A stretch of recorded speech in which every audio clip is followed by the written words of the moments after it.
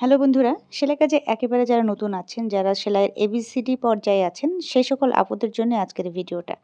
আমরা অনেক সময় রাবার লাগানোর জন্য আ আর কোমরে রাবার লাগানোর সময় কাপড়টাকে সোজাভাবে ধরে কিন্তু লাগাতে পারি না। কোনো অংশে দেখা যায় কাপড়টা আ আ সরে যেয়ে কাপড়ের পরিমাণটা কমে যায় বা রাবার লাগানোর সময় রাবারের ঘরটা ঠিক থাকে না।